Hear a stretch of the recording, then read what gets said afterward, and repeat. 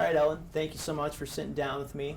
We wanted to just kind of sit down and speak with all these statewide candidates ahead of the elections, and I really appreciate you taking the time. My pleasure, Jason. It's great to be with you and your viewing audience. Awesome. So if you could, we're going to just go right off the bat here. Talk to me about what's really motivated you to run for State Superintendent of Education here in South Carolina.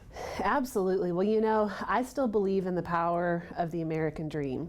And I know firsthand from my own experience that education is that front door of the American dream. My mom and dad sacrificed to get me a great education, and that education has empowered every step of my own personal journey. And I want to have that same opportunity for every kid in South Carolina. When I think about the long-term culture and governance of our state, we need citizens who are ready to step up into those leadership roles and be well prepared.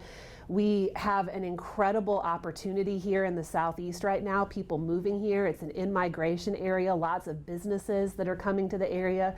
And we have to have people who are prepared and have the skills to take those jobs. So it's really a huge opportunity. We have a lot of challenges in education in South Carolina, and I've had a front row seat to those challenges in my role at Palmetto Promise Institute, in my role serving on the Education Oversight Committee. I've seen the fissures, especially at the state level, the way that our system is structured, and I want to get in there and bring my experience to bear on behalf of the students, teachers, and parents of this state. Before we kind of get into more policies and other things, a question or something that voters at home may want to know, and Sure. maybe some educators as well. There's a qualification for this role. There are many, but one of them is to have a master's degree. Yes. How are you achieving that? How close are you to getting that? And will you have it by whenever it is exactly you need it by? That's a great question, and yes, I'm on track to finish it in mid-October. It is something that has been really formative in my experience of this campaign. I feel like it's been a boot camp for the job that I am preparing to do, and so I've been hard at work ever since I started. Had no summer vacation, so I can empathize with all those students who were in summer school. But yes, we are on track to complete that in October. It's a degree in educational leadership through my alma mater, Bob Jones University. It's a fully accredited online program. And you know, I really hope that for the fair-minded voters who are watching this interview, they'll see the level of effort that I put into this degree as a down payment on how hard I'm willing to work to do the job. One of the things that my dad taught me, he owned a small construction company, and I went to work for him every summer from the time I was 10 on, was that you just do what it takes to get the job done. And so I attribute my work ethic to him. I think he is proud to see his daughter running and to see you know, this degree come to fruition. And again, I just want the voters of South Carolina to know that there is nothing that I won't do to get the job done on behalf of our students. The COVID-19 pandemic, the last 2 years have, I want to say, really changed everything about our lives, but also changed education. How will you kind of help the students of South Carolina and educators in the state kind of rebound or come back from just all these disruptions that we've kind of had over the last 2 years? That's a great question. You know, that's really what my STP plan is all about. Good policy is the motor oil that keeps the engine of our education system running. And good policy ultimately is all about people. And so everything that I look to do as Superintendent of Education is directly about how do we enable students to recover from the destruction of COVID-19.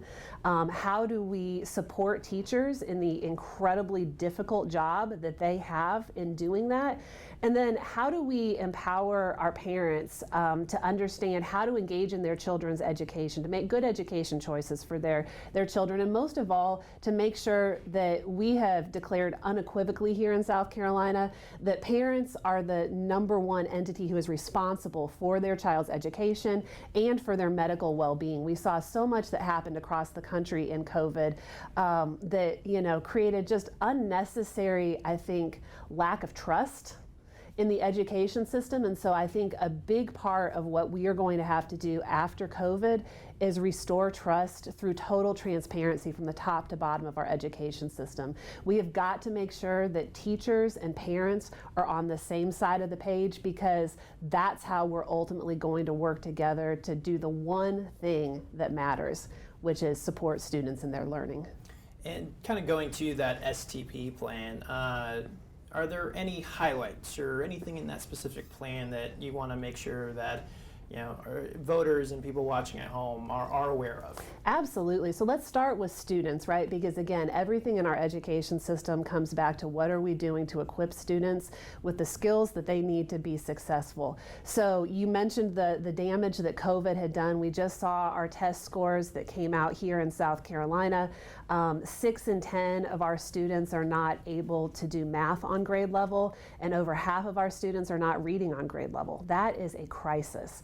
And so our number one priority in the South Carolina education system has got to be helping students recover that learning, closing what some people call the achievement gap. I call it the opportunity gap, because ultimately education means future opportunity. And if our kids are not equipped with the basic skills they need to continue on in life, whatever pathway they may choose, whether it's a 4-year college, whether it's a 2-year degree, whether it's going into a trade, whether it's going into the military, we've got to celebrate them in that pathway, in their own journey, and make sure that they're equipped for it. So one of the things that I really want to focus on out of the gate is literacy.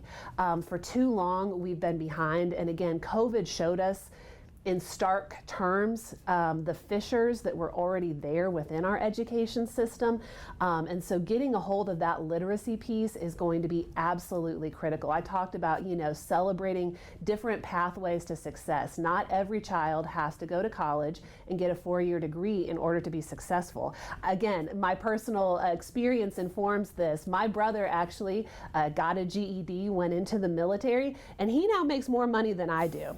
So there are definitely alternative pathways to living a full and rich and successful life. And then of course, we have to make sure that our schools are safe, right? If our teachers and students aren't able to know that they are going into an environment where they are going to be protected, nothing else really matters. And so I plan to work with the General Assembly and the governor to make sure that we fully fund a school resource officer in every class or in every school. We have made great progress on that in the last few years, and we have a little bit more to do to finish that job. But I'd also love to look at things like they're doing in the state of Virginia, like a school support officer, which may not be a sworn law enforcement officer, but could be someone who would help that SRO in the school.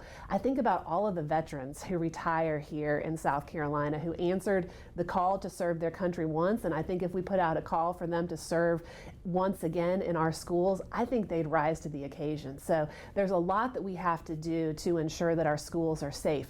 Mental health is another big component of that. We know that our students are struggling after the isolation that many of them experienced during COVID, and so working intentionally, as the governor is doing, to bring new resources to the table to ensure that our students are fully supported, and to build partnerships with parents. This is not something that just happens in school. This is about drawing parents into this process to show them how to better help their children and to facilitate that mental health recovery that we've got to see in addition to the academic recovery. Would you say now is a crucial time for education? Oh, absolutely. We have never had a greater opportunity to choose the direction that South Carolina education is going to go. I feel like for far too long we have been satisfied with the status quo, and the status quo has meant bumping along near or at the bottom of education rankings nationally.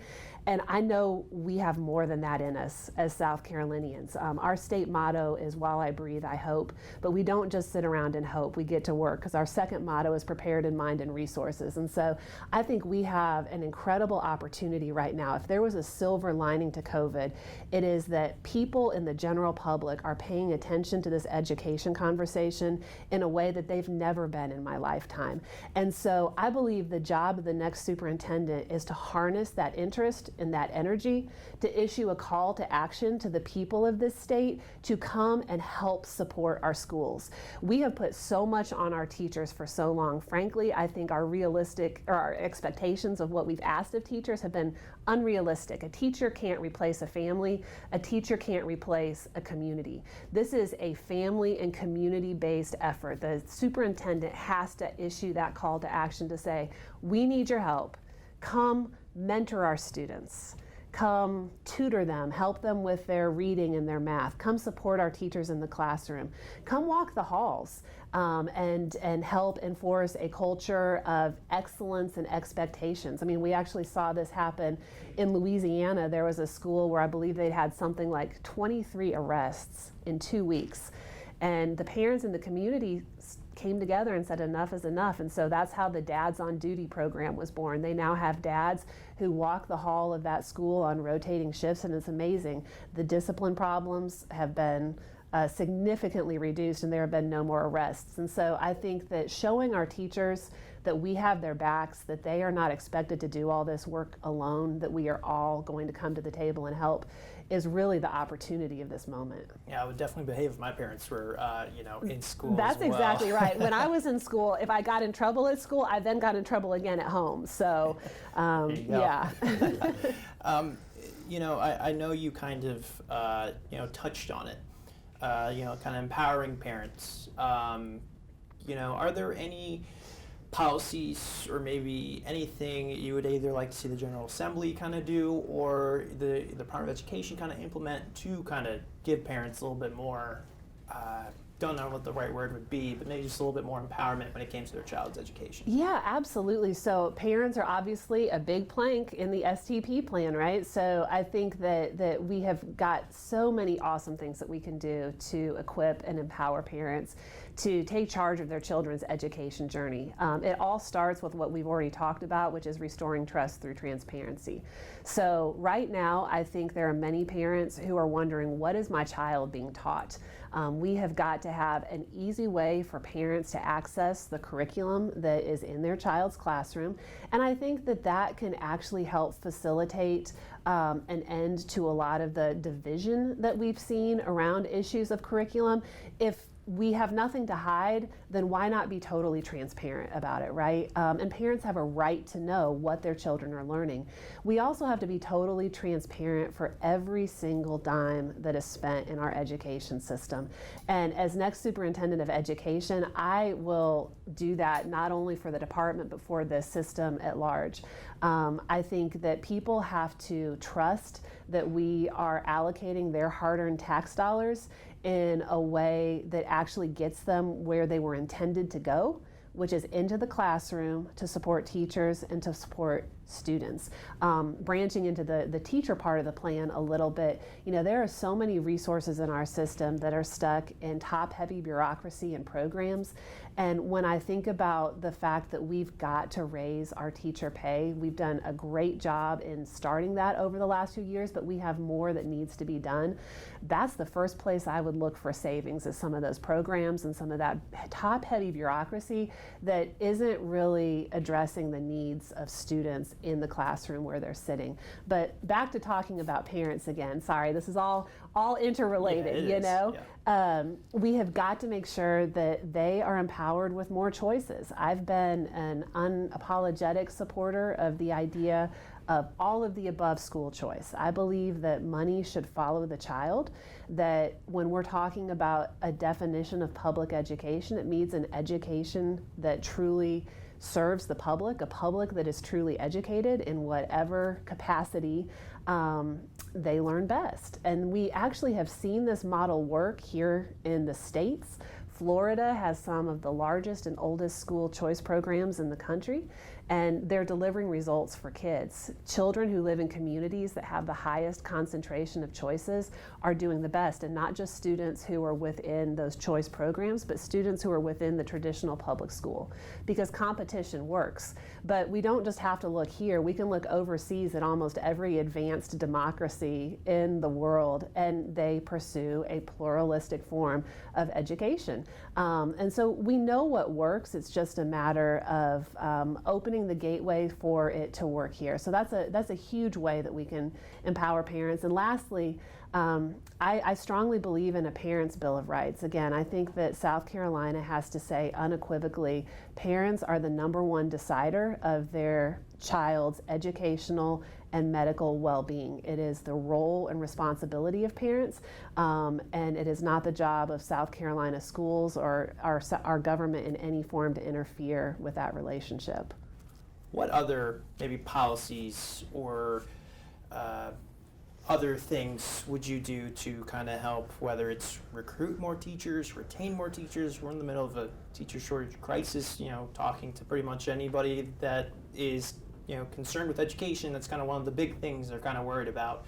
How are you going to make sure that every child in South Carolina has that certified teacher, well-trained, ready to go in front of them so they can come back, especially during this crucial time coming back from the pandemic? Recruiting and retaining a high-quality teacher is essential to student learning. We know that teachers are the #1 influencer of learning within that school building, and so a high-quality teacher is everything. We all can remember that teacher who changed our own education journey. And so when I think about the needs that we have here in South Carolina, I always go first to the data. What is the data telling us? And what we know is that we lose most of our teachers in those first crucial 5 years of teaching. And so I have to ask the question based on that, how are they being prepared? Are they being prepared in a way that enables them to go into that classroom and feel equipped on day one to do the job that we've asked them to do? And I'm afraid in too many cases the answer is no. I've never once talked to a teacher who said, it was that third-year pedagogy class that really made me a great teacher.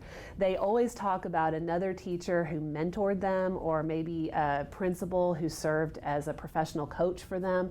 But it's always that person-to-person interaction that makes the difference. And so I'd love to see South Carolina pursue something like what they're piloting right now in Tennessee, which is a teacher apprenticeship program.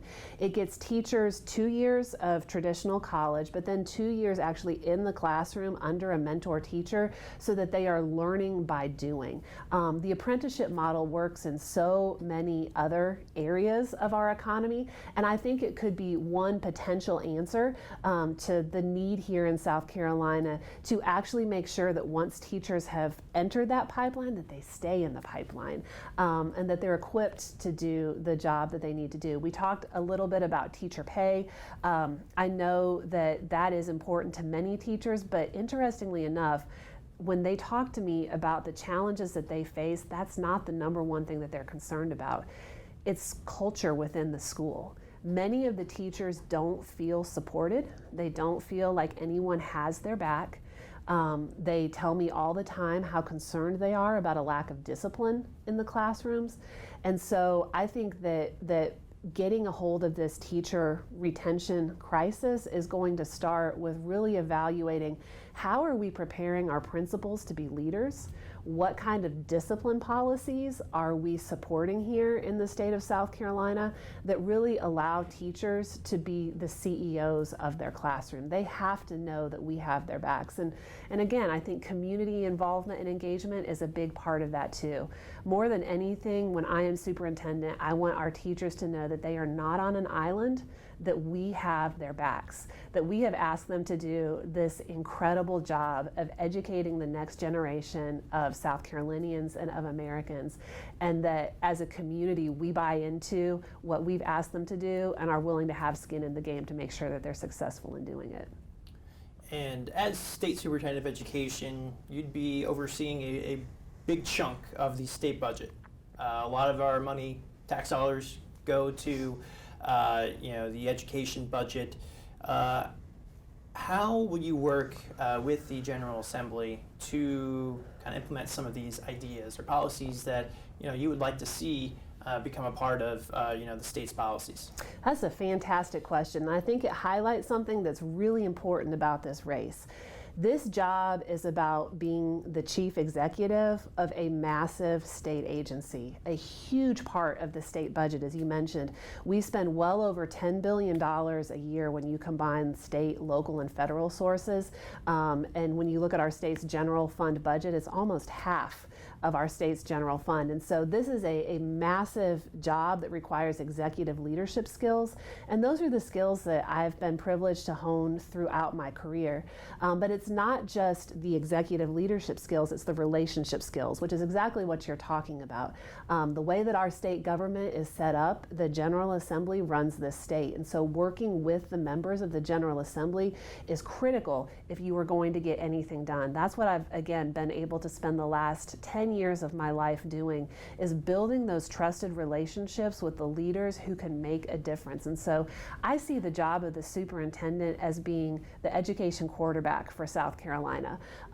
Within the education sphere, we all have different talents and skills that we bring to the individual positions that we play, right? One of those positions, a valued position, is that of classroom teacher, the person who's actually on the ground in front of the students. You have the principals, you have the superintendents. And this job is really about being the quarterback for the state.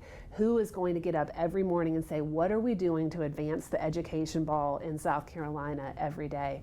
And that's going to take building a team, working with the General Assembly to get things done. And again, that's what I've spent the last decade of my life doing. So I feel like I'm equipped to go into this job on day one with the relationships that it's going to take to make a difference on behalf of our students, teachers, and parents. My calling was to work in public policy, to work in systems and building relationships. And that's really what this job of superintendent is about. It's about being the quarterback of the system. It's about putting to work those executive leadership skills on behalf of the teachers of our state that it's going to take to actually not just talk about the problems, because we've been talking about the problems for decades. We need someone who can actually get in there and do something about it. And that's why I'm offering myself for this job.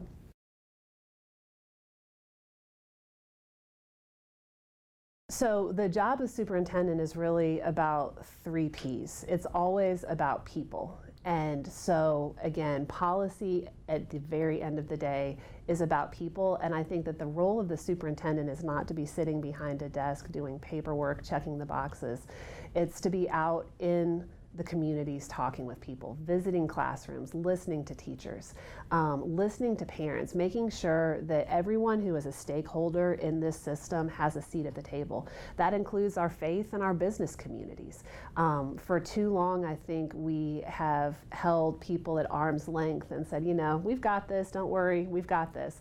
But it's clear that after COVID, this is a crisis that is going to take all of us to solve. So I really think that getting out into the community, listening to teachers, talking to teachers is really where it's at. Again, this is a job that requires executive leadership skills, and so being able to put my skills to work on behalf of the skills that the teachers have, which teachers want to teach. That's what I hear all the time when I talk to them. They're like, just let us teach. Cut the red tape. Let's simplify the standards. Just let us do what we love to do, which is help kids learn. And I think we've made it way too hard for them in way too many areas. And so it's time to simplify things, to get back to basics, and to let them know that somebody in Columbia has their backs.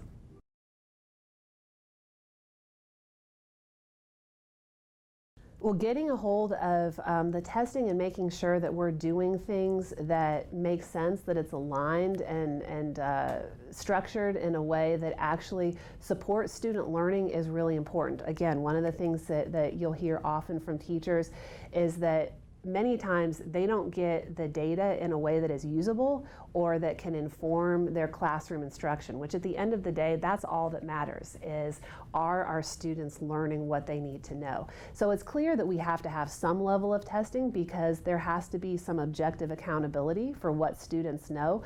But at the same time, I think we have to be smart and not over-test, which is what I often hear from teachers.